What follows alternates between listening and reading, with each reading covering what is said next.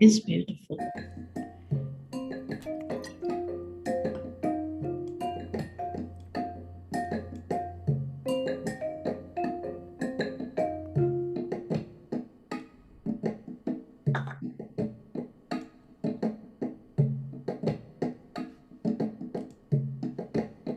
The live stream has started.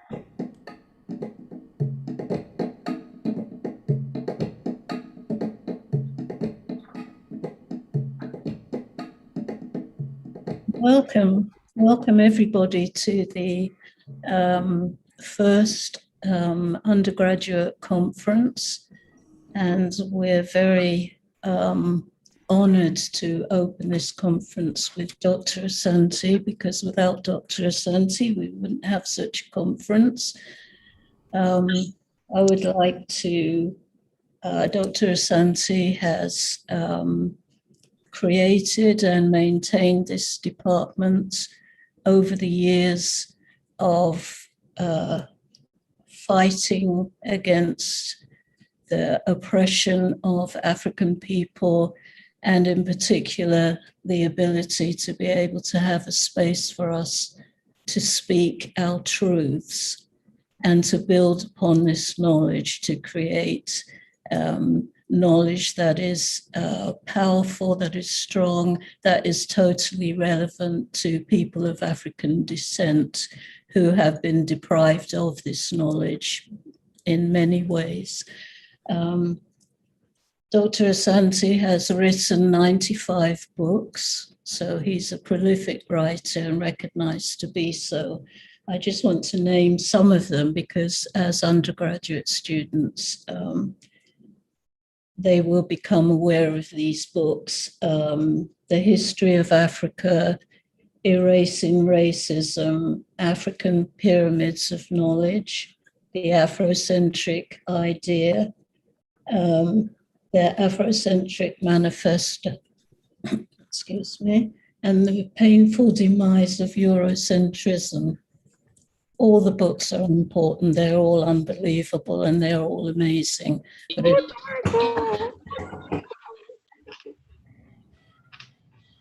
the undergraduate students will have... Justice! We're going to ask that everyone mutes their mics so that it does not interrupt our speakers. Thank you. Okay, so as I was saying, these books are, Dr. Asante is a prolific writer, but these are the books that I've mentioned that will be, that undergraduate students will become familiar with. Dr. Asante, as the head of the department, is a person who is engaged in the department, engaged in the students, and makes the environment that we work in and thinking and develop in highly personalized, because he is very approachable as a human being and lives in the Martic standards that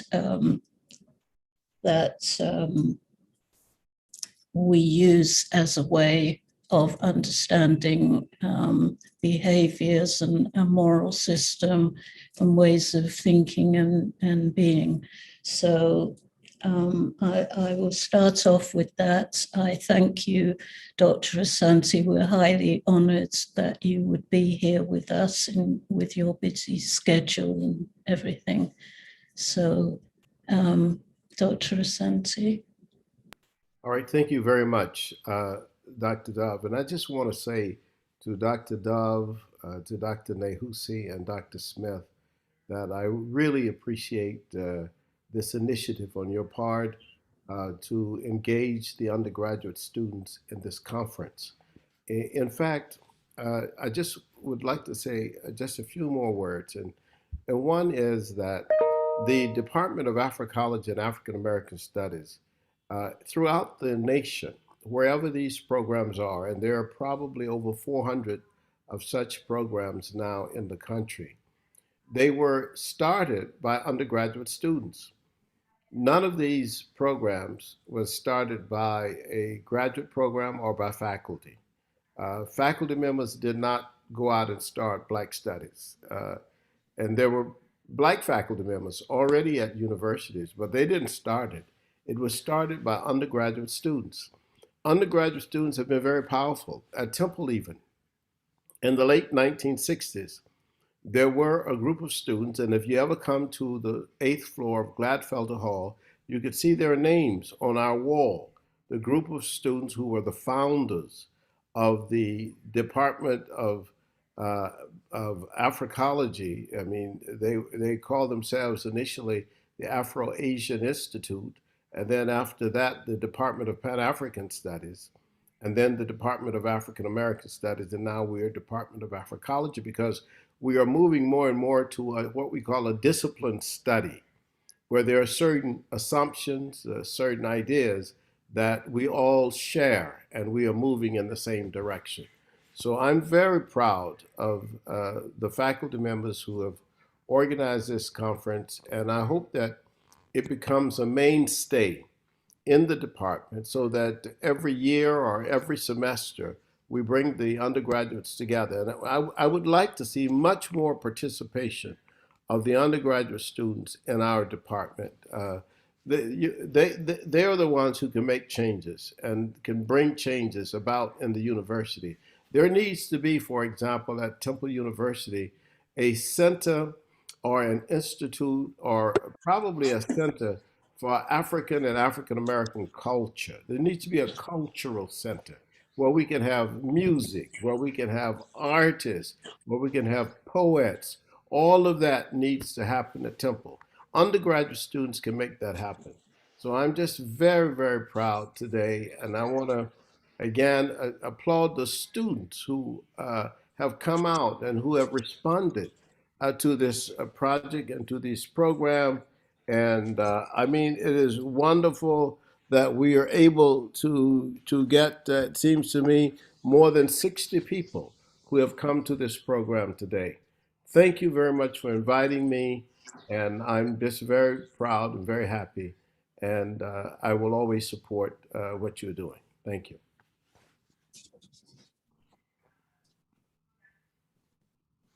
Thank you very much. I think, Dr. Smith, are you introducing? Sure. Us in order of appearance, so to speak?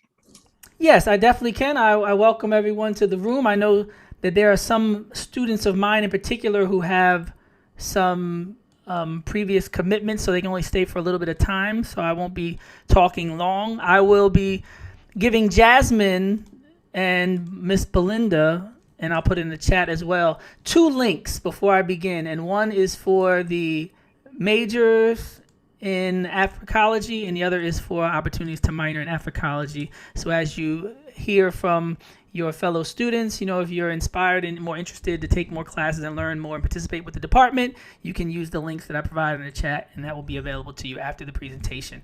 First up, I see Marcus, and I'll also be the timekeeper, I assume. I can definitely help with that to facilitate for time. So you just let me know how much time that you want each speaker to speak for, and I will make sure I facilitate accordingly, Dr. Dove. Is 8 minutes to 10 minutes pretty good?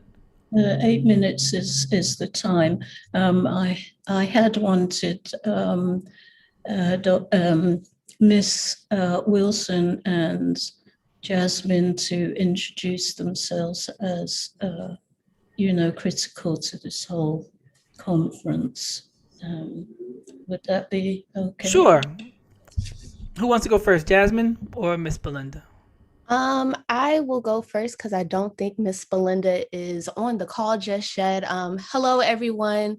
My name is Jasmine Evans. I'm a second-year PhD student here in the Department of Africology and African American Studies. And I'm also the graduate student that are on many of these like Zoom events, just making sure everything goes right on the technical side of things. I am so excited to hear what our undergrad students have been studying and what they have been researching. I am very proud of each and every single one of you. And I just want to say, keep going. You guys literally are the future. And so again, I am proud. I am just excited to see what you guys have to offer us today. Thank you. Thank you. And if Miss Belinda is not on, we'll make sure that she can address the audience when she comes on. And without further ado, first one is going to be Brother Marcus. Marcus, are you there? Yes. Yes. So welcome everybody. Professor Dove, Professor Smith, Professor Asante, and Professor Nahusi. And all students. In fact, oh, excuse me. Sorry. Yes, and welcome to the conference on becoming an Africologist. Now, so pretty much so. My experience in being in the Department of Africology, because I actually came into this department back when I first transferred to Temple, back in fall 2019, and and when I first transferred, I had experience prior to Asante's ideas, prior to attending Temple University, because the first text that I ever read while a student at Community College Philadelphia was actually Revolutionary Pedagogy, which actually laid down the groundwork for in terms of thinking, but in terms of actually being able to implement ideas into my future works, that really didn't take place until I actually attended Temple University and started taking Afrocentric courses. Now, when I first started learning about Afrocentricity, I thought it was like, just the concept is just amazing. I mean, and just the progress that we made, but however, the work that we still have to do to get to reach total liberation for African people in the 50 states and African people abroad. But I mean, it may take some doing, but just it's salvageable. And and when I think of Afrocentricity, usually a definition that comes to mind is this: it stands as a theoretical paradigm which is utilized to center African people, African culture, African phenomena within the historical continuities, historical realities, and historical nuances is of African people within space and time. And and at first that definition may sound complex, but really when you take time to actually to digest it and to kind of to think about what that means, to put stuff in the context of a particular group of people, and to not have African culture and African realities within European margins, because that's one of the main focuses of the department. The main focus of Afrocentricity is to take African culture and African history out of European margins and to put it in African margins, based to reinstall those nuances within African terms once more. One of the for instance, Professor Dove's, I actually had Professor Dove this semester for both the Black Child and the Black Family, and one of the best professors I ever had. I mean, but just literally, just in both courses, she's literally, just been a huge help, because, just describing, just to really articulate the conditions of both, like conditions that affect both families of African descent and children of African descent, but how to pretty much, tend to both African children and African families, and how to really reinstate culture within them, so as not to become dislocated culturally and historically. One of the I was actually recommended to read one of the reflection papers I actually wrote recently for a course. Here it is. So for this assignment, the class has been instructed to read both texts: The U.S. Support System and the Black Family by D'Amico Booth, and An Afrocentric Manifesto by Dr. Molefi Kati-Asante. Compared to the last two reflection papers for this class, this one calls for a multifaceted approach I intend to elaborate upon the following: African culture in the context of Black people, the cultural construction of race, and the conditions of the era of pre-enslavement. Like any other civilization that exists within the world, each one possesses its own unique brand of cultural expression. However, in the context of African culture, it has been under constant suppression and distortion in the European Academy. In the beginning of chapter 5 in the Afrocentric Manifesto, Dr. Asante discusses the Africanity of ancient Kemet. In other words, he articulates how the African cultural motifs of ancient Kemet have been utilized by other societies. He uses the Luxor Hotel in Las Vegas and the Sofitel Hotel in Luxor as examples of cultural appropriation. In addition, Dr. Asante elaborates on how ancient Kemet serves as the basis for civilization for civilization for other countries on the African continent as well as around the world. The concept of Ma'at was central to those who lived in ancient Kemet and continues to be an important concept throughout the world. Ma'at is composed of 7 distinct concepts: order, balance, justice, truth, harmony, reciprocity, and righteousness. In Sheikh Anta Job's Civilization or Barbarism, he asserts the importance of Ma'at in ancient Kemetic society. When the concept of race is being interrogated, it is important to remember that race in and of itself is not a real thing, something that you could feel or touch. Ultimately, it is an attempt to establish a hierarchy of skin gradients to those in a given society. As Professor Dove had explained race in lecture, lighter people are more likely to succeed in life. As for people with darker skin gradients, they are less likely to achieve anything in society. Throughout the history of African presence in the Americas, the notion of race has always lingered. With the driving force of systemic Jim Crow laws, race stood as the main identifier of potential success in the United States. The idea of race is heavily discussed within D'Amico Booth's, the U.S. support system in the Black family. In the text, Booth discusses how race has disproportionate consequences for families of African descent. In the process, he describes effects done onto Black children and Black men via the U.S. child support system. Lastly, I will discuss the conditions of the pre-enslavement era. Prior to the numerous conquests of European nations, the African was the subject of his or her own narrative. With no external intruders, African culture would remain untainted by European hegemonic thought. This prosperity of African culture would last until the 15th and 16th centuries, when European pressures of overpopulation and exploration led to the colonization of the continent.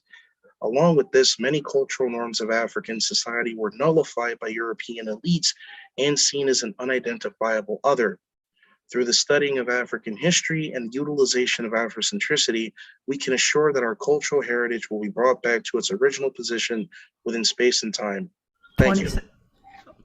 Oh, amazing. I was about to tell you that you had 20 seconds, but the ways that the ancestors are working today, you were right on time. For future reference, I'm going to do it award style, and I'm just going to start playing the music. So when you hear those drums, that is not the ancestors congratulating you like Wakanda Forever. That is Professor Smith letting you know that you got about 30 more seconds, and word to Dave Chappelle, wrap it up B. Or should I say wrap it up A, because next up is Amber to the microphone. Hi, you guys. My name is Amber. Thank you, Professor Smith, for that wonderful introduction. And Marcus, that was a great presentation. So I just wanted to shout out to you because that was fantastic. My name is Amber. I'm so happy to be here. I'm a senior. I graduated in May. I major within psychology as well as Africology. I'm a double major. Oh, I see my video is pinned now. That's cool. Okay, so I guess I'll just start off by just sort of talking about my journey into the Africology department. So I came to Temple as a psychology major, which was not the most enriching, right? Like psychology as a discipline is very Eurocentric along with any other discipline outside of Africology. So I was sort of craving learning more about me and my culture. And I think becoming a major within this department was one of the best decisions that I made within my college career. And I stand by that, right? I think that that in its core, I think that that all of the mentors here, that all of the faculty strive to make us the center of our own stories. And I think that is sort of the value within Africology. It places us in the centers of our narratives. We're no longer the peripherals. So I sort of had this restored sense of agency being in my side, just being within my psychology classes and being able to have a space within the Africology department where I'm actually learning about myself. So it does a lot for a Black college student that's in a PWI, that's trying to find themselves, that's in a space with Black people that think like you, that are trying to figure out themselves, that are trying to learn about their culture. So I think that's really important and something that the department has helped to provide me with, that I am forever grateful for. In terms of what it means to be within the department and what it means to be an Africologist, I think that it means to be able to consciously break away from Eurocentrism and everything that it stands for. And I say consciously, very strategically within that sentence, meaning that I think everybody that is within the department, all the students and all the faculty, make this sort of very, very intentional choice in trying to subvert the system and trying to give our people the sense of control that we have lost due to racism, due to white supremacy as a whole. So I think that's one of the most powerful things, right? Like being able to be your own scholar, being able to research your people, but from a perspective that very much so values you and your traditions and your culture. I know Marcus talked a lot about Africology and he said it so well, so I don't want to repeat anything that he said. But I think this idea, I keep on going back to this idea of like agency, because I think that's really important. I know that's one of the buzzwords within this department. And for anybody who's not familiar with that term, it just sort of makes up this idea of control. And I think that it has a lot to do with just reinforcing this idea of a positive self-concept and just giving that control back to their students within a safe space that actually challenge you to think outside of what you know. In terms of my career goals, since that was another bullet point, and how faculty and how specifically this major has helped me, I want to become a professor. I want to go into Black politics for graduate school. I'm going to take a year off and then pursue my PhD. And I think that this department has helped me to value culture within any setting that I'm in. I think that too often as Black people, we often hear, oh, well, you know, like it's not about race. You don't need to bring race into the conversation. When in actuality, culture and the way that things are shaped around white supremacy and just Eurocentrism are critical to people's experience living on the diaspora. So I think that it has given me more power in being able to posit the power of culture within conversations and not being shy to sort of say that that is our truth and that is a big part of our constructions of reality. The department has also helped me to see things from a whole different sort of perspective. I think that we grow up, right, and we don't even think about how it could be so detrimental to us to constantly be in school, to be from pre-K to 12th grade even. Some of us, even within college, may have felt as if we would have found the Africology department too late, but all within that time, we're sort of taught this very Eurocentric point of view where we're not included in stories. Europe is sort of seen as this savior, and Africa is seen to had made no contributions to scholarly just like Africa has been seen to make no sort of contributions within the scholarly realm, within any sort of realm. I was trying to name all of them, but in actuality, like, the narrative of Eurocentrism is that we have not made any contributions as a people. So it would be redundant to keep on saying realms when, and I think that could be super detrimental to us and to our self-concepts. So I think that being in the department has helped me be okay, helped me be powerful within my Blackness. And it helped me to realize that being Black and just being African is a spectrum, right? Like, we are not this sort of monolithic idea, but we're representative of a whole bunch of different thoughts and a whole bunch of different things that we bring to the table. So I think that the Africology department has helped me to really become solid within that. And I'm forever grateful for that. And tying in my work now that I'm doing within the department, I'm taking the Black Child with Dr. Dove, and I'm also taking senior seminar for my capstone since I'm graduating with Dr. Nahusi. And for Dr. Dove's class, there is a strong focus on the role of culture within how Black children are socialized. And within Dr. Nahusi's class, the role of culture is definitely part of the mission, but it's also putting all the theories, putting all the methods, and putting all the practices within the department actually into use. And I think that these two classes are super helpful in what I want to do and what I want to succeed in throughout my career, as it helps solidify all of these things that I've learned. Like, it's like the culmination of all of this research that I've done within the department to help me when I go to graduate school. In terms of work that I'm doing outside of the department, like I said before, I'm trying to pursue a PhD in Black politics. So a lot of my work outside the Africology department here at Temple has been within Black politics departments, looking at sort of how Black folks sort of interact with political systems, and looking at this idea of like public opinion, looking at this idea of parties, looking at this idea of what is the interaction of Black folks with the political systems around them, and how do we dissect that? What is the reason for that? So that is what I've been trying to get into.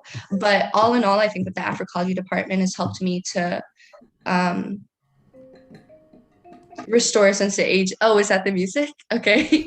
Has helped to restore a sense of agency within myself. And I think that I'm forever grateful for the faculty. And yeah, that's the end. I don't want to go past my mark. All right. Great job. Great job. I'm going to share a couple links. I know that there's a couple people that had to leave a little early. I'm going to make sure that they have an opportunity to get these links as well. Thank you so much, both of you. And what I'm sharing is, keep the congratulations going. It is the support for me. The first one is an article that just came out today about the Anti-Racist Center. And I think it's very important just to see, after decades of work, the many ways, including you all, how it's affected people and how much more work we have to do, as Marcus implied. So that is a YouTube video, Decolonizing Universities by Dr. Asante. And right below that will be the Temple News article that came out today about the Anti-Racist Center and the department's involvement in that. And next up is Ayana. Hello, hello, you saw me editing my lighting. But so I am a senior in the Africology department. How did I get here? So I joined the department. I actually didn't start at Temple. This lighting is actually terrible. Okay, that's worse. Okay, so I started at Cheney. So I started at HBCU, and I actually transferred to Temple after my freshman year. So it was really hard for me. I knew I came to Temple. I was trying to find a space where I was going to be studying things that was relevant to my community. I knew that I wanted to be doing research. I knew that I wanted to be learning my history. I knew that I wanted to be able to apply the information that I learned during my very expensive degree to apply it to my community and actually create real change. And that was a really big deal for me. And fortunately enough, when I was at my previous school, the teachers that I had, like Dr. Gaffin, they actually got their degrees from the Africology department. So I was like guided to this department, and it really meant a lot to me to be here. Since this conference is called like Becoming an Africologist, I really had to sit and think, like, what does it mean to me to be an Africologist? And basically, like, it means taking what I learn and experience and applying that knowledge in this push to decolonize not only my mind, but the minds of my fellow community members in a meaningful way. And I also wanted to contribute something meaningful and valuable to this fight for liberation. And I feel like as an Africologist, it's important to not only study the history, not only to become as informed as you can, but if you're not applying what you're learning in the classroom, if you're not applying that information that you're gaining and creating something tangible in the real world, then you're only going half the way.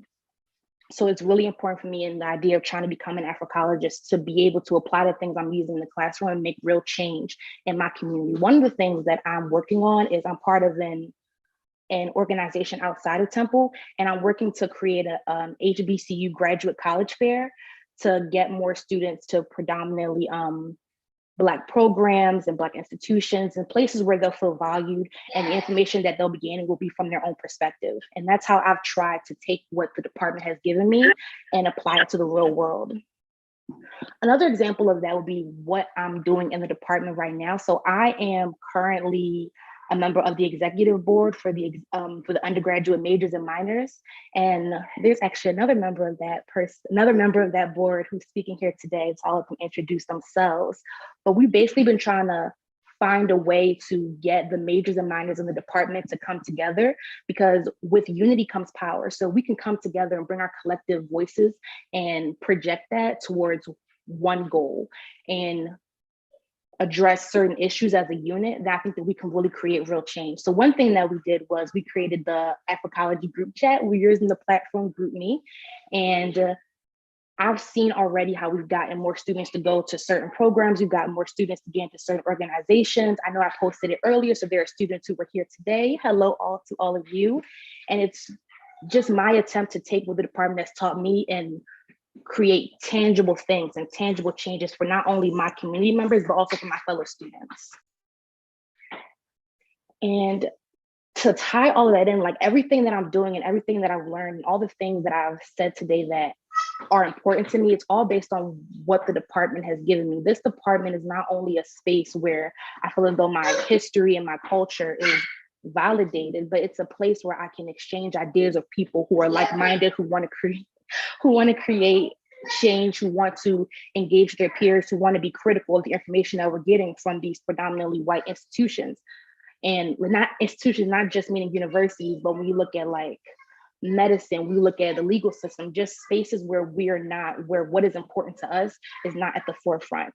And for me, being in this department really gives me a strong foundation for addressing those issues in society. And I know that I'm not going to take up my full 8 minutes, but that is just an overview of who I am and things that I'm doing and why I think those things are important and how the department has really helped me get to this place in my life.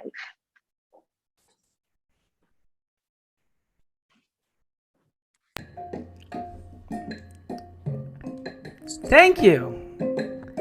Thank you very much. I'm talking slower since we had extra time. No, I'm just kidding. This is a wonderful presentation. I'm sure some people are watching, wondering, who do they talk to? If they clicked on any of the links about majoring and minoring, I want to make sure that I put Miss Belinda's email in the chat. It's also in the response to your registration. But that is where you direct your curiosity about participating to a greater extent with the department. And if you were looking on the program, if one was available for you, you might have, assumed that Jordan was about to speak. And then I read Ayana's name and said, well, there's no turning back now. But at this time, Jordan, to the microphone and in the spotlight. And thank you so much for everyone who's presented thus far.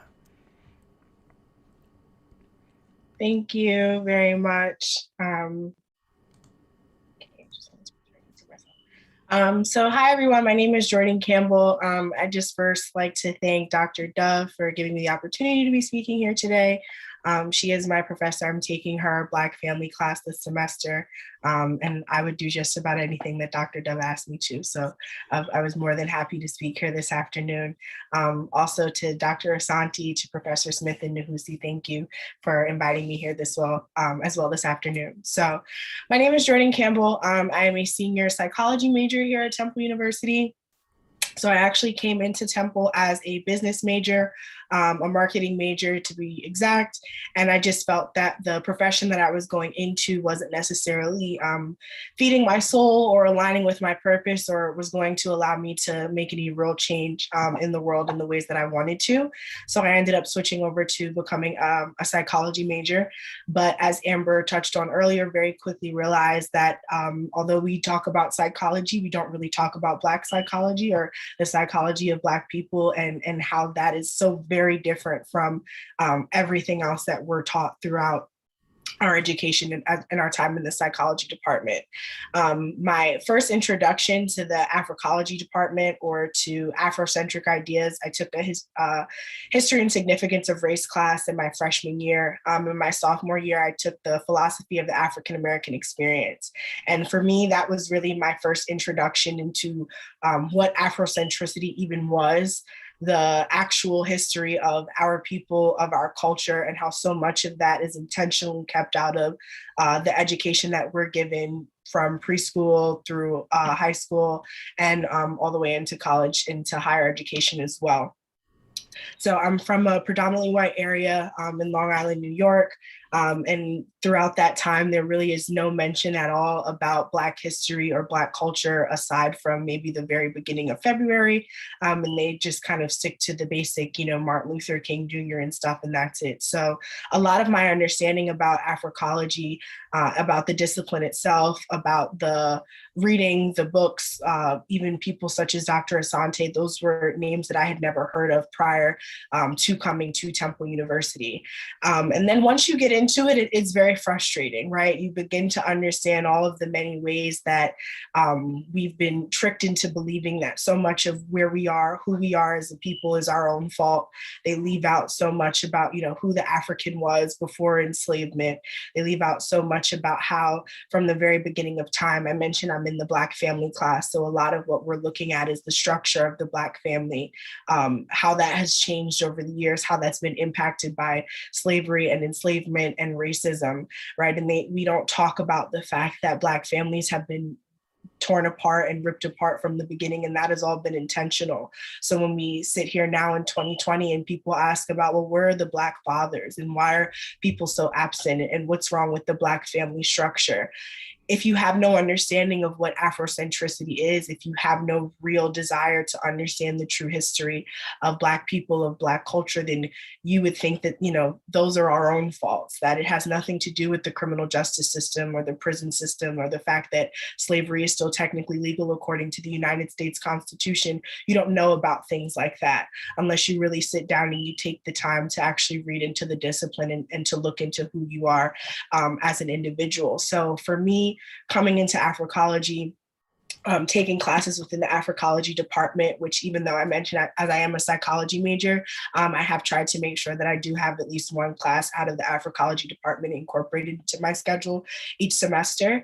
I think it's really allowed me to, for lack of a better terms, tap into my Blackness, tap into a better understanding of who I am, who my people are, who they can be, the power that we all hold, how important it is to uphold, the Black family structure, how important it is to pay attention to the Black child and the way that they're being socialized and their development. So to give a little bit more specifically about what I'm planning to do. So I am a psychology major. I will be graduating in May with my bachelor's in psychology, and then continuing education to get my master's of education and counseling psychology with the concentration in mental health counseling. Eventually, I want to work as a professional licensed counselor for a professional sports organization. But my goal for going into psychology as a woman of color was to increase representation within the mental health field. I think think that there is so much about how our Blackness and our culture affects us mentally that we do not pay attention to. The conversation surrounding mental health is not one that's often had in our community to begin with. And I think that a major part of that is because people don't feel that there are other mental health professionals that look like them that they can reach out to and that they can ask for their services. People who understand how being Black affects you on a psychological level, how it impacts your concept of your identity, your self-confidence, your idea of self-worth, how it impacts your idea of who your parents are, who they were to you, what they did in raising you, generational curses and trauma. These are all things that we talk about, but we don't talk about how they affect us mentally. So part of my work in not only working with professional athletes who are primarily Black men in organizations such as the NFL and NBA, and just allowing them to feel comfortable in disclosing their personal feelings and emotions and catering to their emotional and personal well-being, but also letting them know that those feelings that they may have and the ways that they're affected on a daily basis as a Black man in America that other people may have not paid attention to are all valid, and they are real, and they do contribute to who you are every day on a personal basis. So I've been able to really get a greater understanding of what Black psychology looks like here at Temple University within my classes at the through the Africology department. And it's not a discipline that's ever been mentioned in any of my other psychology classes in the actual psychology department.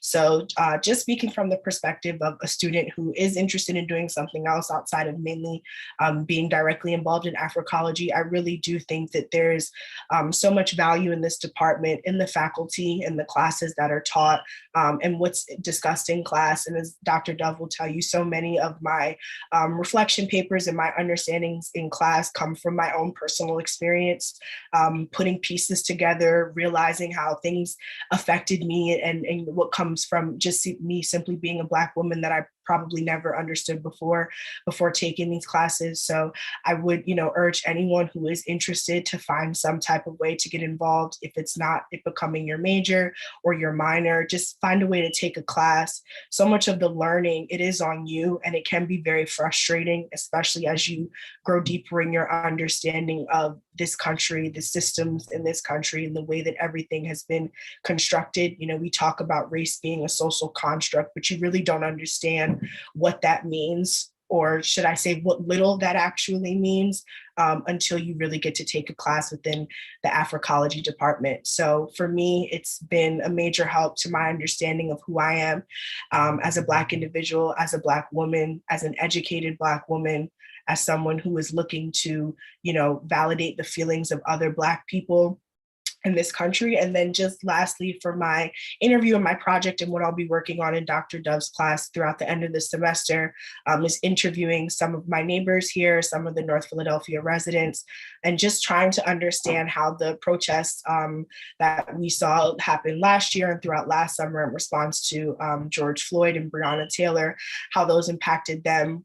What about that experience, if anything, was triggering for them to other protests, other injustices, other police brutality instances that they've seen in their life, and most importantly, what they think we can do as a people to help advance ourselves further so that we're not sitting here having this conversation again in 15 years. So much of the literature, so much of the direction for us to go, and it is there. We just have to pick up the book and read it ourselves, or take the class, have the conversation with someone like Dr. Dove or Professor Smith. So that's what I'll be looking at for my the end of the semester project for Dr. Dove's class in the Black family, looking at the triggering of how us having to experience these events every 3, 5 years, 6 months. It seems like it's happening more and more frequently now as time goes on. But how is that impacting us? How is that traumatic for us on a psychological level as Black people, right? We can't continue to say that we don't see race and stuff like that. So I would definitely encourage you to get involved in the Africology department in any way that you can. Take a class, send an email to someone, something like that. But yes, thank you. Thank you so much. Interestingly, the two links that I'm going to share right as William gets ready, the first link is a story from the Temple News. I gave you one from today, And I'm giving you one from 2007 because we talked about returning here and how the struggle continues. And the title is a Black Student Union Needed Here? And that's the link right there from Temple News, the same publication that published the plans for the Anti-Racist Institute, because we have victorious consciousness and we will win. There's an interesting commentary by a student at the time named Ibram Rogers. You might know him as Ibram Kendi, award-winning author and all around great representation of the department as a graduate in 2010, and how he was in the same shoes as you all. And also, this one is NBC from 2016, so almost 10 years later. Temple University Black Student Union protests during National Anthem of Homecoming football game. So both of those will be there. And if you are ready, William, I am prepared to spotlight you. Yeah, I'm all set. I'm ready. All right. Let me see if I can get you can go ahead and, there you go. Okay. You should. All right. Thank you. Hi, everyone. My name is William. I would first like to thank Dr. Dove and the rest of the Africology department for having me today. I'm deeply honored to speak today. I'm relatively new to the Africology department. My freshman year, I took the History and Significance of Race in America class.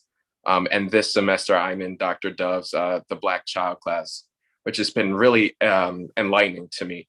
I decided to take it this semester because I have an 8-year-old nephew who I'm living at home with now.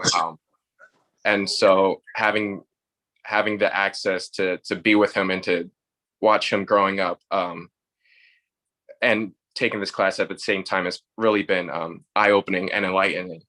And I think the biggest takeaway for me so far from Dr. Dove's class is that our culture is important. It's probably the most important aspect of us. And Africology is essentially learning, researching, and sharing our culture outside of the Eurocentric lens that we live in America. And, you know, our culture just didn't start at slavery. You know, our culture didn't start at colonialism and imperialism. Our culture didn't start when ancient Rome and ancient Greece decided to invade and wage war against us. You know, our culture is the oldest culture there is. It's the original culture. And I think that's important. Our culture defines us and unites us, especially in a system where we're so hated and beat down so often and too much. And there's this quote that I read in I believe it was Carter G. Woodson's book that we had to read for class. When I read it then, it stuck with me, and it's still one of the biggest things that stays in my mind. And is that as Africans living in America, we're living with this split personality. You know, we're living with this personality of us living in this Eurocentric culture, but then there's another side of us that's trying to find our own culture and where we fit in with that culture. And with that comes this cognitive dissonance. And that cognitive dissonance can be very hurtful and harmful to some people. I spent part of my growing up years living in the suburbs. I went to a predominantly white middle school. And then in high school, it was fairly diverse. But when I was in high school, that's when I got involved in theater, which is another predominantly white space. And in both situations, my culture wasn't accurately represented. You know, going to middle school, I was one of maybe 3 or 4 Black kids in my grade, maybe no more than 10 in the entire school. And so growing up in that space where the cognitive dissonance is so strong, it's really harmful and destructive. It really does a number on a growing kid. And so moving on with my career, I will be graduating this semester from with a theater major and a concentration in acting. So moving on with my career, I want to be able to create a space that helps growing African kids deal with that cognitive dissonance. I want to create a space where they could come in and they can feel like they can be themselves freely. I want to create a space where they can learn about their culture and educate one another, and then go home and educate their families on what they learned. I want to create a space that allows me to educate them, and then when they grow up, educate other kids. Because I believe that's the most important thing that we can do. You know, and in class, we've talked about the difference between schooling and education. And I don't want to create another place where kids go after school just to do more schoolwork. I want to be able to create a place and create a system where they can go be themselves and learn and educate about themselves about their culture. And, you know, hopefully one day I can achieve a platform where I have the opportunities and the financial means to create this place, you know. But in the meantime, whether it be myself through acting on stage or on screen, or using the opportunities that I have now to share the knowledge that I know of my culture and of how I interact with people in my community, you know, I really want to try to make a defined space, not only for Black kids, but for Black kids who want to pursue theater. Because, you know, in recent years, we've had better representation of ourselves in theater. And, you know, we've come a long way from shows like Showboat, which is an old 1940s musical, I believe. And we've really come a far way to where we can now be on stage and definitively be ourselves and see our experiences and our culture and our lives portrayed on stage. And I want to take that further. I want to use the knowledge that I'm getting from Dr. Dove's class and from discussing in class with my other classmates, and then outside of school with the other people who are in my community, you know, who are young Black actors or young Black directors or writers or wherever they fit into this this entertainment industry.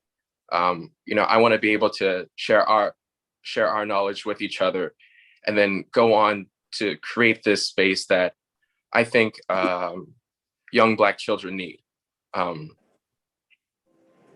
Yeah, and that's all that I have to say. Beautiful, beautiful job. You all are doing such amazing presentations. They say that the job of the teacher is to train their replacement. And I know that I, as well as my colleagues, are just really full, you know, with joy and encouragement and inspiration for the hands that are going to lead so many of our people, you know, into this next generation. This is really amazing, amazing work. I see somebody wrote that just now, amazing work. I feel the same way. As Justice prepares, I just want to make sure that I remind all the good people in the chat who recognize the difference between the comments, you know, in this presentation in contrast with other students in other departments, because you could tell when people are cared for and cared about, and people really take into consideration not only the impact that they'll have in the field, but on the world, and the impact that the information that's shared has in a transformative way on the students who participate with the department. So in, like, you know, Suge Knight-esque way, if you tired of the professor not caring about your future, just wanting to worry about your grades and not worry about your people, come to come to the Department of Africology and African American Studies. Oh gosh. Okay, Justice, let me stop before I get started. But no, you all are doing amazing, amazing, amazing work. And we have graduated more PhDs in this department than all the other departments in the nation put together. So when you leave and you tell them that you are from Temple, they do expect a lot out of you. So it's extremely encouraging to see that you all are definitely living up to the department's name, and you look like, you know, the legacy and the future of the discipline is in great hands. And with that being said, Justice, on deck. Are you ready? Yes. Hi, everyone. My name is Justice. I'm a senior communication and social influence major with a minor in Africology. And similar to some of my colleagues who spoke before me, um, before I declared Africology as my minor, I kind of was stuck on what I would like. I say I was stuck on what my purpose was, even though I don't think we should tie our purpose to a minor or a major or anything like that. But I did struggle with realizing what I wanted to be able to do after I graduated. And so after declaring Africology as my minor, I feel like that kind of became a little bit clearer to me. I knew that with communication and social influence, I wanted to do something within my community. I never, when people would ask me, I would always say, like, I know I want to help people. I just don't know specifically what that career would be. And so later on in my junior year, or it was about a year, I realized that I was interested in becoming a doula. So, for those of you who don't know what a doula is a trained professional. There's like music playing in the background, I think. Okay. A doula is a trained and skilled professional who assists birthing people before, during, and after they give birth. So we aren't quite a midwife, but we do have some of the same extensive training as far as procedures and protocols and things of that nature. So I just finished a training. So now I can actually assist birthing people during and after their pregnancies. And with that, I've kind of married the two fields together. So I spoke about this before, but I feel like you can't really be in a birth working space and not come from an Afrocentric perspective. It's really important that you take an Afrocentric lens and perspective with you into this space, because it is a space that's been so heavily colonized. And Black women have been doing birth for centuries. The beginning of time, we've been delivering babies, and we've had rituals and different healing techniques that we've used. And so this space has over time been colonized, and it's been, there are systems within the United States that have worked to kind of sell this space back to us as Black birthing people. And just to give like a little bit of statistics on Black maternal mortality rates in the United States, Black women in the United States are 4 times more likely to die in childbirth.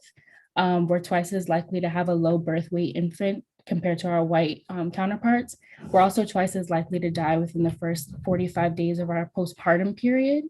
And Black women are also likely to experience the death of our infants within the first year of our baby's life.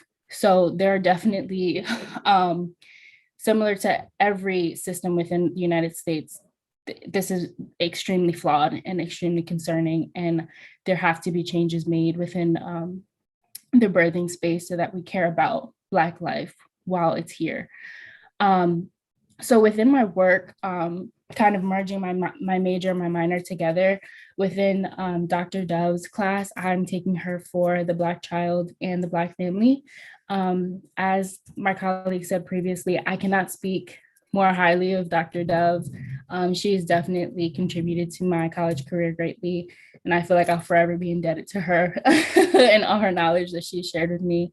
But within her class, I am researching and interviewing Black mothers on their birthing experience. So I'll be taking, I'm curating a list of interview questions that I'll be using for those interviews, and then I'll kind of be compiling all of the data and all of the narratives that I've been given. And just so I can see, like, as a new doula coming into these spaces and into birthing spaces, what I can bring and what I can prioritize as being a Black woman who wants to serve Black women. I want to make sure that I'm getting as many different perspectives and experiences I possibly can. And I know that birthing experiences, especially as it pertains to Black women, can be very traumatic. So similar to what Jordan was speaking about, we can't talk about birthing without also talking about Black mental health and the trauma that's within that space, and within medicine and just every system within the United States, which I think is important. So yeah, I think when I think about what it means to be an Africologist, it's to realize that we're the creators and the authors of our own stories, and we get to decide what our legacies are. And I think that's a really big thing for me personally.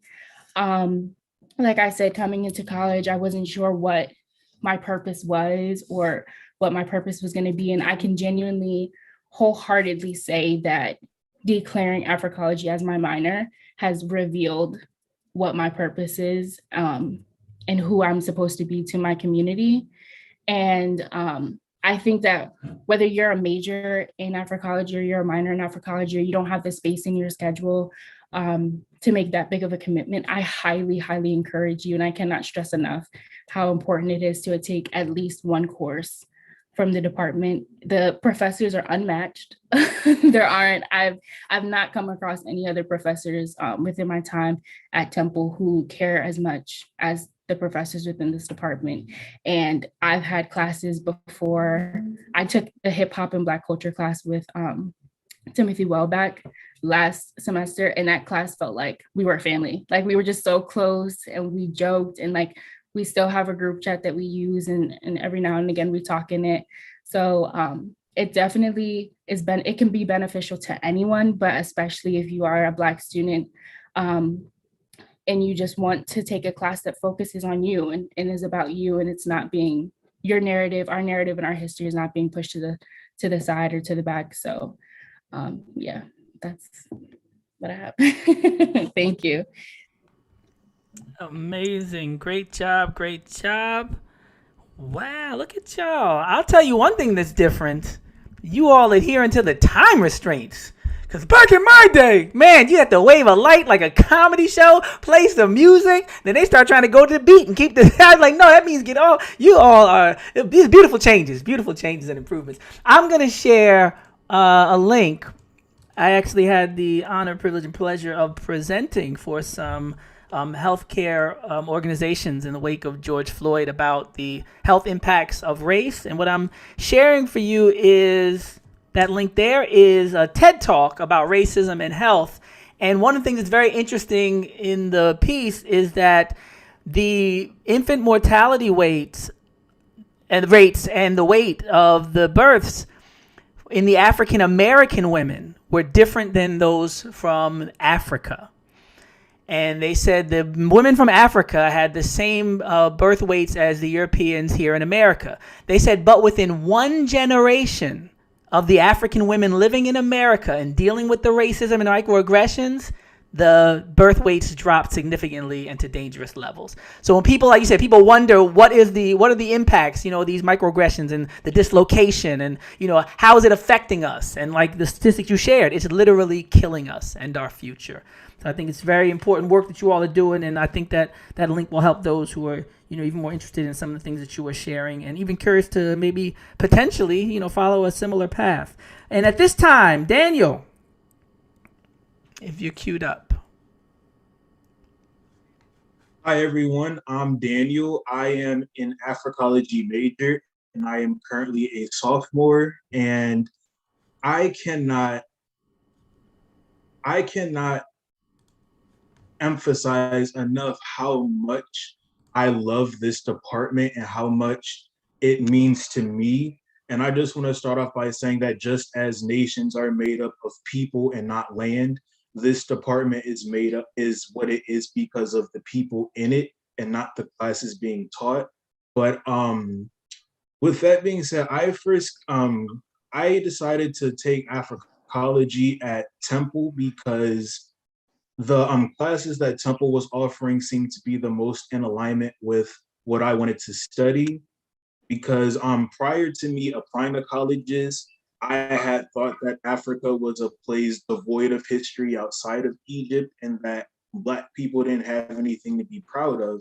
But then I watched this documentary that Henry Louis Gates Jr. was doing about Africa, and he was talking about places like Great Zimbabwe and Kilwa. And when I'm seeing this, I'm like, wait a minute, Black people did that? So when I saw that, that was so powerful to me. And so I told myself that I had to learn more. So when I started applying to colleges, I wanted to attend a school that talked about Africa. like the actual continent and not the people and not the diaspora outside of the continent. And Temple seemed to be the most in alignment with that. So that's why I chose this school. And honestly, I think that I could not have picked a better school for this. And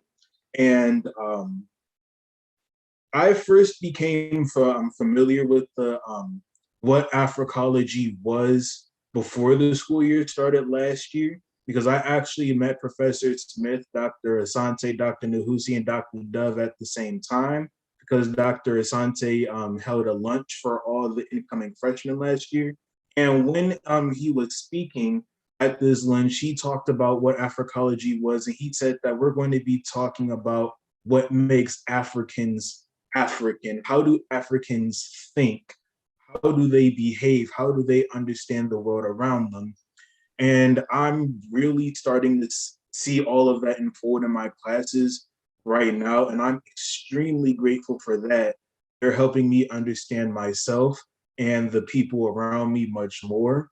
And I think one of the most influential classes to me right now is Afrocentricity with Professor Samuels, because the way that he talks about African language, African spirituality, African gender, all that, the way that we see the world is different from the way that other people see the world. And I think that that's very important for Black people to understand, to know who we are as a people.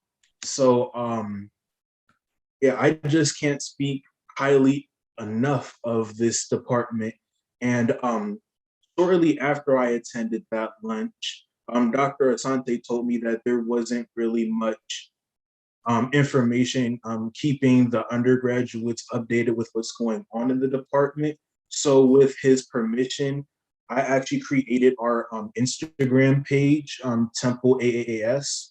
So I'm currently running that right now. So we post a lot about what's going on in the department, but we also are in contact with other Black organizations on campus, such as the Horn of Africa Student Association and the Haitian Student Association. So we like to help each other out and share information about what each group's doing and all of that. And as my colleague Ayana Curtis said earlier, we created a group me for the undergraduate students. We created it at the beginning of March, and now we currently have 34 students in it. So we're making progress with that. In terms of work that I'm doing right now, inside the department, I'm primarily concerned with getting all of our majors and minors into regular contact with one another. And me and Ayana are also currently working on a project to get Temple to make some changes to our department, but I don't want to say too much right now until we really get going with that. But we do have some big things coming up with that. Outside of the department, I want to focus on lesser known aspects of African history, because as I study our people, I noticed that the history of the continent south of the Sahara isn't really talked about enough. Like you could have a book about African history and there will be so many kingdoms that just have their histories thrown together as if our histories aren't detailed enough to warrant individual studies of their own. So I want to open up new avenues of study for West African history and Central African history, because even though we're all one African people, I'm still interested in learning about where we as Afro-Americans would come from specifically. So I'm working on that. I'm also currently working on my first book right now. I'm writing about a guy named Carlos Cooks. He was a very important figure in Pan-African history, but there isn't a lot currently written about him. So I'm also writing about that right now. So yeah, I think that's about it for me.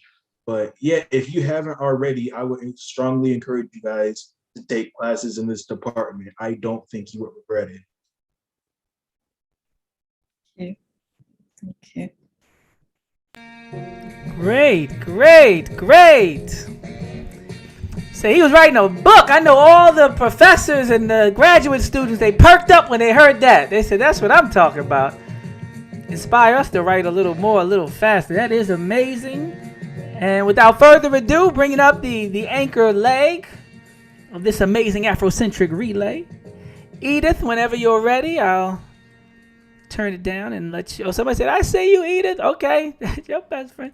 So after this, I'm going to give some of my colleagues who have been so inspired by the timely, concise commentary of these undergraduates a few moments, a few minutes apiece to respond. So Edith, whenever you're ready, I'll spotlight you and we can go ahead and get started with our big closer. So I'm not gonna hold you. You might need the lights, the music. I don't know how I'm gonna fit this in the 8 minutes, but I'm from the North, so I'm gonna try and talk fast. First, thank you, Dr. Dove, for inviting me to speak. And my entry point into the department was through an English class I took where we had to watch Malcolm X. And y'all know that scene where Brother Baines is sitting next to Malcolm with the dictionary and they looking at the definition of white and the definition of black. And that's Malcolm's like light bulb moment, like, oh, they really wrote all of this. They really authored all of this for me to hate myself. And me coming from the English department, I really vibed with Dr. Asante's location theory and really understanding the location of the author. So ideas aren't created in a vacuum, right? Every idea has an author. Every author has a location in time and space and a cultural perspective that informs their choices. But unique to Eurocentricity is they say this is not just our way, this is not just our perspective, this is the way and the perspective, the only progressive way forward, and the only valid way to interpret the world. In the Afrocentric Manifesto, Dr. Asante defines Afrocentricity as a paradigmatic intellectual perspective that privileges African agency within the context of African history and culture, transcontinentally and transgenerationally. And this is why history is so important to this kind of work. What does autonomy look like? What does it look like to build in our own context, on our own terms? Our ancestors left us countless blueprints, but if you don't value your culture, if you don't value yourself, you won't look for them. You won't want to use them. You'll see them as backwards and primitive, like they put in the dictionary. So being in Africology, the things that were happening to my consciousness, I couldn't really articulate. And I think a book that really articulates it is The Healing Wisdom of Africa. So it's one thing to fight white supremacy. It's another thing to be grounded in your cultural context while doing it. And in the book, the author defines negritude as the owning of being Black in the face of white rejection of Blacks. And I think that's what we see a lot of. So the question of why Africology, why not African studies, Africana studies, the numerous factions and sects within the fight against racism, white supremacy. My negritude to Africology moment really happened through feminism. Before coming to the department, I identified as a feminist, Black feminist, without engaging the ideas critically. So feminism has an author. The author is located within time and space and has a cultural perspective. And that perspective is a Eurocentric one. It assumes a history of gender antagonism. And if you don't come out of that context, is that theory culturally relevant for you? So there are theories that are culturally relevant, but the way feminism works, it works just like white supremacy, right? It's an imperial idea. Our relationship to patriarchy is a colonial one because we come out of a context of gender complementarity, and feminism. Our relationship to feminism is also a colonial one because it still assumes that idea of gender antagonism that they're fighting against. But the way feminism operates, if they say if you're not a feminist, you're a patriarch. So our way is the only way forward, the only constructive way to fight patriarchy. And Clenora Hudson Weems created her theory, Africana womanism, based out of our own cultural context. So from a victorious mindset, from a mindset that valued her own cultural context, that valued her own ideas, that really saw our ways of life as constructive ways forward.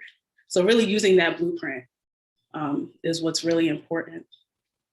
And it definitely empowers us to fight on our own terms and live on our own terms. Our consciousness directly informs our choices. And right now I'm taking a class with Dr. Dove called The Black Child. And I'm learning a lot about our development as children. So the difference between an African growing up in an urban setting and an African one in a rural one. The difference between, well, not the difference, the scientific ways that even our 2-year-olds are encountering the world that we don't understand as science until we look at our own concepts of science. And when I say our consciousness directly informs our choices, how does that factor into the way you interact with the children in your life? You know, the children you're gonna have. I'm the oldest out of 9 kids, and my youngest brother is 4. So even how I contribute to his development changes based on the information that I have. So what's gonna be the difference in the child whose mother has taken a class with Dr. Dove, has read Amos Wilson, who values that child's African context and doesn't try to make it develop on a European cultural time that it's not used to, that it wasn't meant to operate on. And I think that's what is really important and critical about Africology and Afrocentricity. It's a way back to those ancestral blueprints. And I really like the idea of this conference of becoming an Africologist, because that journey is never over. When I say the blueprints are countless, like you'll be learning every second of your life. And I think this is our most constructive way forward.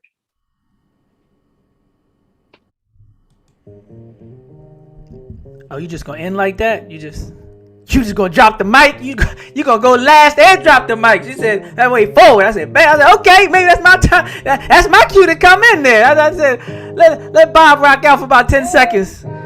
Let it breathe, as we say in hip hop.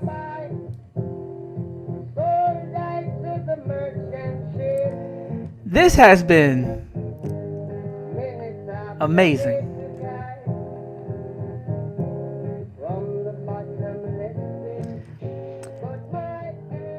Well, one thing I would like to share right before I throw it back to Dr. Asante and my colleagues to give some reflections, I wanted to place one more thing in the chat, which is, I heard that piece about the definitions, and I saw some people talking about how powerful a scene that was with the dictionary, the Malcolm X movie. And I'm going to put, this is from, for those that already know, or if you have connections with the Morris Science Temple, 1828. And I'll put the link for those who don't believe you when you tell them. This is the definition of American, Noah Webster, Webster's Dictionary, 1828. A noun, a native of America, originally applied to the aboriginals or copper-colored races found here by the Europeans, but now applied to the descendants of Europeans born in America. What kind of Planet of the Apes inversion looking glass stole your birthright, stole your name and identity, and then switched the whole remix, the book like P. Diddy, and got you thinking that somebody else is you and you nobody? I'm going to leave that right there and let that marinate just like that. And with that being said, there go the link, because some people don't like to think, so we bring receipts. And with that being said, Dr. Asante, I know that you are filled with inspiration and pride and joy and all the wonderful, wonderful presentations. So I'll let you. Absolutely. I want to thank you, Dr. Aaron Smith, for the way you have moderated this. It's been fantastic. But I want to thank certainly Dr. Nadav, Dr. Kamani, and yourself for putting this on. And the students were absolutely incredible. I really find that the depth, their understanding, their strength in Africology, but also in understanding the Afrocentric perspective makes a real difference. And it also makes a difference for their educational experience. So I'm just going to turn it back to Dr. Dove, who started it, and she can do whatever she wants to do. I think Kimani probably won't say a word, but thank you so much, Dr. Dove.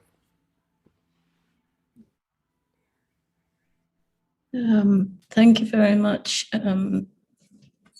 Asante. Thank you very much for leading us all here, for keeping the space open against all odds, against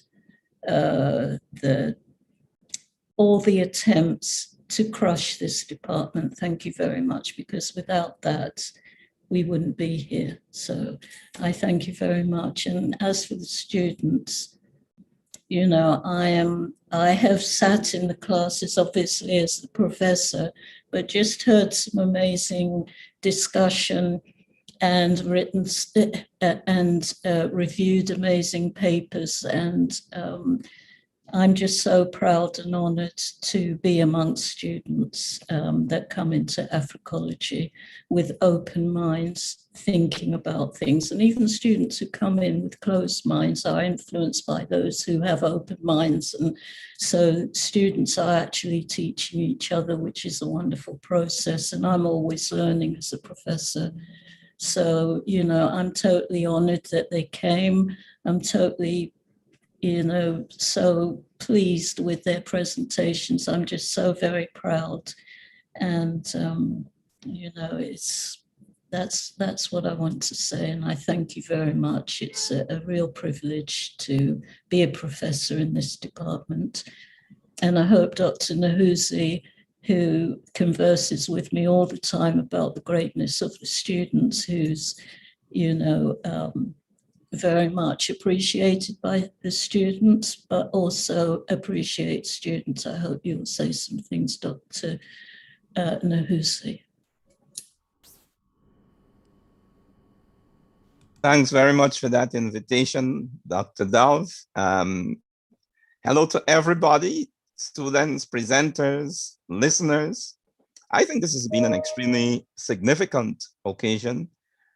I listened fascinated to students teaching me what I thought I was teaching them and finding angles to illuminate quite a lot of what we thought we knew.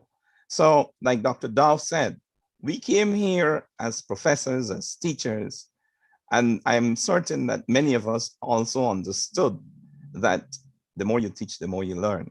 And this is certainly one example. I want to implore students to continue to do it, to continue to become Africologists. It's, as you said, we will never stop because this is an ongoing experience, becoming an Africologist. So thanks again. I don't want to take up too much time.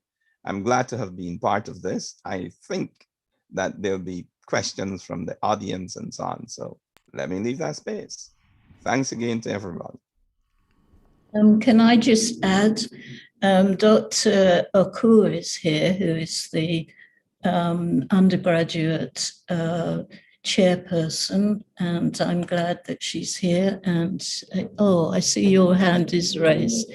We expected you to speak earlier, but we may have bypassed you by mistake, and I'm sorry if that's what happened.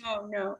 Thank you, Dr. Dove. No, I couldn't find the link, and then when I realized the link was sent quite some time ago, I went back to the email. So I apologize from everybody being so late, but I was really looking for the link. thank you for this great opportunity. This was wonderful. I learned so many things about our students' research, and you have organized a beautiful gathering. So I have very good things to say to you, Dr. Dove. So thank you for making me a part of it. And I think this is becoming a good tradition, which we needed. So all accolades to you and to Dr. Nehusi, and of course, Dr. Asante and Dr. Smith. It's wonderful, as you said, to be part of this department. I always take pride of being one of the veterans of the department. As a senior professor now, following Dr. Asante, of course, has been 30 years. And it is really wonderful to be around this department and see it grow and become better every day. And with the Anti-Racist Center, I think we will put our mark on the books and in history, being the leader in this area as well.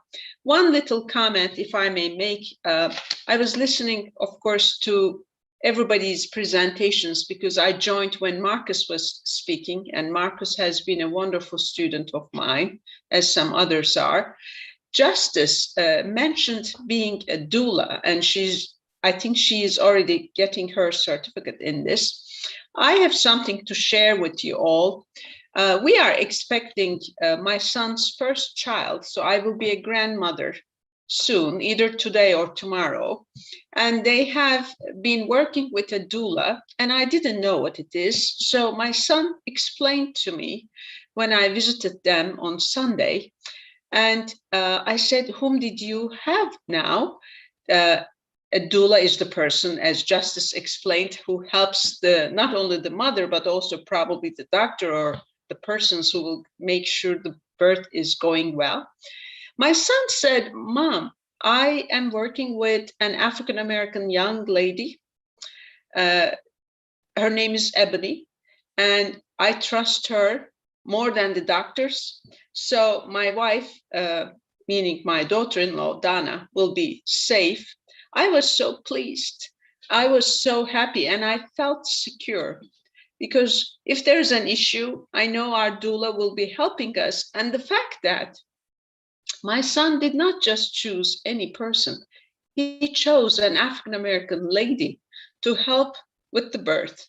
I was so proud. It brought tears to my eyes. Apparently, he has been listening to his mother all these years and has lots of trust and respect in African-American society and the community. So we will be one more time joining hands in this very important and very joyful occasion. So with this, I say thank you to all of you. I congratulate you. I have one request. Will our undergraduate students and the executive committee keep me in the loop? We will need you to arrange events from now on, especially when we return to the campus. And I need your presence and your organizational skills. And maybe there's something I can help you. So please keep me in the loop, and I should be able to reach you, and you should be able to reach me very quickly. I thank you again and have a great evening. I'm looking forward to the next one. And thank you, Dr. Asante. Amazing. Claps, claps, claps. Congratulations, Dr. Okor.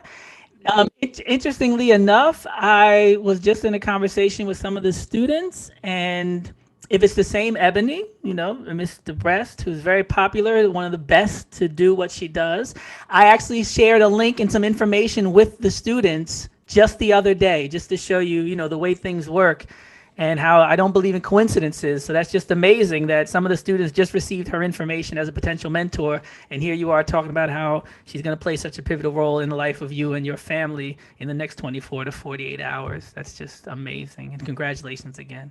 Any questions?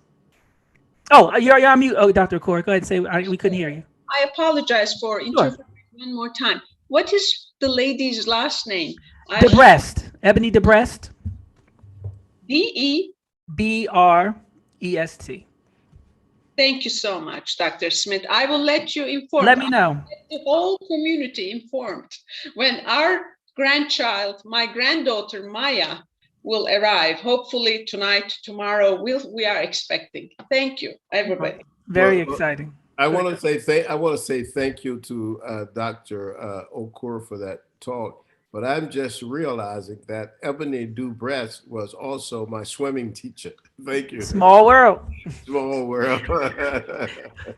Any questions? We'll take some questions for the presenters in the chat, or if someone wants to use their microphone, just make sure you let the presenters know who you're directing the question to, and if it's a general question, that's fine as well. And we want to make sure it's a dialogue in the African tradition of call and response and reciprocity, and not just a lecture. And all these critical thinkers in here, I know we have some great questions from all that active listening. All right, that was 3 hints. Somebody ask a question.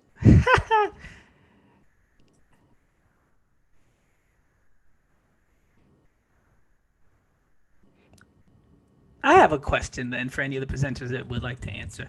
We are renowned for not only producing the most scholars in the field, but also we have a disproportionate representation in terms of leadership. And I was curious to know, because you seem so well prepared at this stage in your academic development, has anybody considered not only being a chair, but possibly a dean or a provost or a university president, because that is where we are grossly underrepresented, especially as academics from our discipline. And we are very thankful for people like Valerie Harrison, who's now, helping to advise in the president's office. But oftentimes we don't see enough people with this training and this type of worldview and perspective in those administrative spaces. So just to put that out there in the ether and hopefully plant that seed or put it on somebody's heart who might have that alternative skill set to utilize their Afrocentric location and potentially, look to be a dean or a provost or a president. And if there's any thoughts on that from the presenters, I'd love to hear back from you, because we need somebody in there. We're always struggling against these offices. And at some point we have to have a conversation about infiltration. Any of the presenters want to talk about potentially being involved in the administrative aspects of academia? So we're not just begging and marching and asking other people to do it, and we can actually take their seats and take their jobs and do it ourselves. I can speak to that a little bit. It's me, Jordan. Hi. I don't know if you can see me, but gotcha. Yeah, so my mother, actually, she is the chief of staff at a community college back home in New York. And going into higher education was never something that she had planned to do, but now something that she feels called to do. Leadership is something that many people have been able to identify in me, and I've served in several other leaderships before as well. I also currently serve, I'm the president of the Delta Mu chapter of Alpha Kappa Alpha Sorority Incorporated here at Temple University. So I do welcome leadership. I've served as an orientation leader here also at Temple, and I really do enjoy connecting with students, even as a junior, bringing in students who are freshmen. I really love the relationship that I was able to have with them, and I wish that I had been able to have more of a relationship with the Black administrators here at Temple, and then learn that there weren't too many of them either. So going back and going into teaching after I complete, my training for psychology and able to work on my own for a bit, is definitely an idea that I've considered a lot before, but most recently have been thinking about ways to be involved in the administrative side of higher education. I think within this last year alone, seeing how administrators at large universities, especially PWIs, have responded to, COVID, police brutality, the protests, everything that's going on, there's definitely a need for us to be in those offices and someone to be a part of those meetings and make sure that our students of color feel heard and validated and cared for and spoken to and considered. and they have someone that can empathize with them as well. Someone that's, looking out from them from the top, essentially, to say. So it is something that I'm interested in doing. Much later on down the line, there's a lot that I want to do first before I get to that. But it's definitely something that I've considered before. The long game. Oh, look at that. A link to the film The Spook Who Sat by the Door for free on YouTube. I don't know who put that up. Oh, it was me. It was definitely me. I see a question here that says, well, one is, what is the subject of your book, Daniel? So since that one's directed specifically to Daniel, I'm going to make sure you can answer that one. Daniel, if you're there. Okay, so the subject of my book is a guy named Carlos Alexander Cooks. He was a Pan-African and he was the founder of a Black nationalist group called the African Nationalist Pioneer Movement, or ANPM. That's what my book is about. All right, and I also see a question from Damien that says, how has what you've learned, seems to be a general question, how's what you learned impacted your view on Western religions? Anybody could take that one, I guess, but oh, you have your hand up, then go ahead. You're already spotlighted. I'll take this one. So you're definitely going to question a lot of things taking classes in this department. I feel like everybody is gonna have some stuff challenged, but I feel like just with anything else that's necessary, because either you're gonna learn something new and you're gonna completely change the way you think, or you're gonna become exposed to new information that's gonna help you solidify where you stand in your current beliefs. So be prepared to face some challenges, but don't let those challenges defeat you. Overcome them. And for the interest of time, I will give the students an opportunity to put the group me and the chat contact information, IG, social media in the chat at this time. Because one thing that I learned was that you always want to leave people wanting more. You do not want to exhaust the situation to the point where people all have to say, I have to leave. I know some people have other obligations, but I want to make sure that you stay in contact with the students. So if anybody wants to post either the Instagram or any other information where people can stay in contact with this group of students, please do so now. I'm not sure if you have a representative that's all in the social media like that. But if not, make sure we can send it to Miss Belinda or Dr. Dove, and we will make sure that everybody has access to continue the conversation. If anybody else has anything to say, I would love, on behalf of the Department of Africology and African American Studies here at Temple University, the first university to have a PhD program in Africology and African American Studies. This rich tradition seems to be in amazingly capable hands and hearts, and you have made the ancestors and your professors and your villages, respectively, extremely proud. One more time, congratulations to Dr. Okor on the expectation of the expansion of family, and this family has been expanded exponentially because I have cousins and uncles and aunts and brothers that I didn't even know I had, and not only that, they are extremely smart. So the struggle continues. Until next time, I think we've begun a great new rich tradition. So one more song. The whole diaspora, you had to do it for the Caribbean. Caribbean massive. Take care. All good vibes. Keep studying. Keep struggling. Keep loving.